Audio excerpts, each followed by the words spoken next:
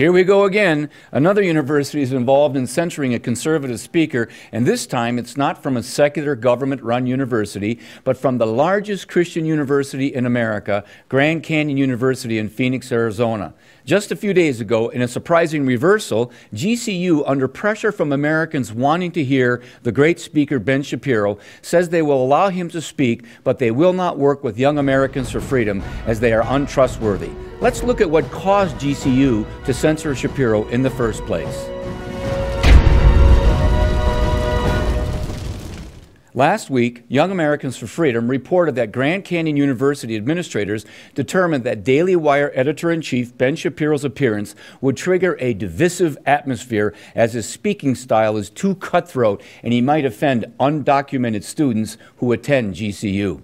In GCU's statement defending their position for blocking Shapiro's appearance, they quote the Bible, Matthew 5:9, quote, "If you look at America's history, the church has at its best when it's worked to achieve the kind of peace that Jesus commanded. Blessed are the peacemakers, for they shall be called the sons of God." End of quote. GCU then went on to say they want to maintain its culture of unity, love, and respect, and having all student voices on campus heard.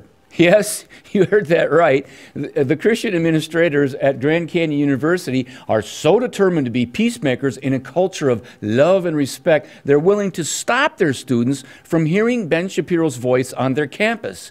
This is balderdash wrapped in poppycock. Just what is Ben Shapiro's so-called cutthroat voice? Now, Ben Shapiro is a conservative Orthodox Jew whose viewpoints are expressed passionately with keen articulation, full of empirical, historical, scientific evidence that brilliantly defends the Judeo-Christian conservative worldview and destroys much of the left-wing political correctness that plagues our campuses today.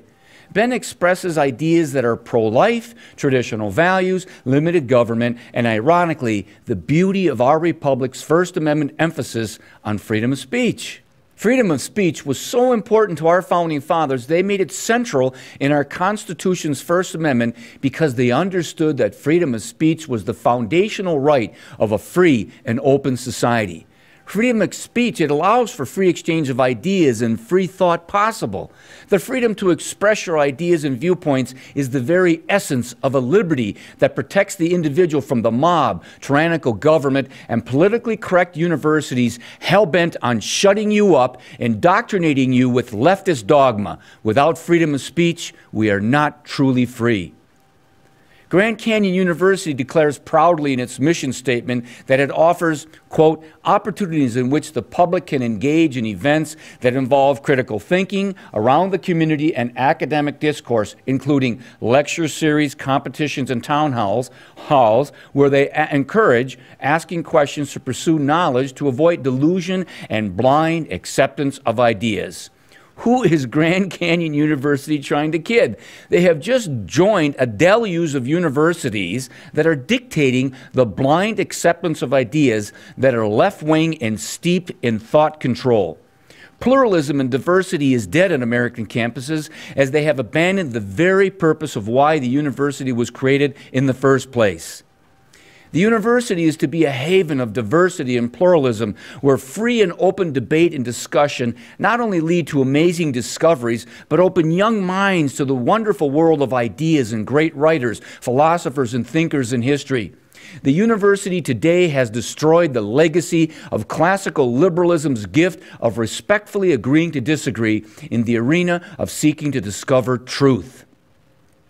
While Ben Shapiro has been censored by a number of universities from UC Berkeley to Gonzaga University and many more, he is not the only conservative speaker denied the right to speak on campuses. Just last October, Charlie Kirk and Candace Owens of Turning Point USA were barred from Chicago's DePaul University, while violent left-wing students have shut down speakers across the country, from Heather McDonald at Claremont College in California to Charles Murray at Middlebury College in Vermont, to name but a few. Sadly, the number of blocked conservative speakers continues to grow as American universities have become Stalinist machines of left-wing social engineering, propaganda, and indoctrination. And that is a shame. I'm Dr. Jake Jacobs, and we'll see you next time on One Nation.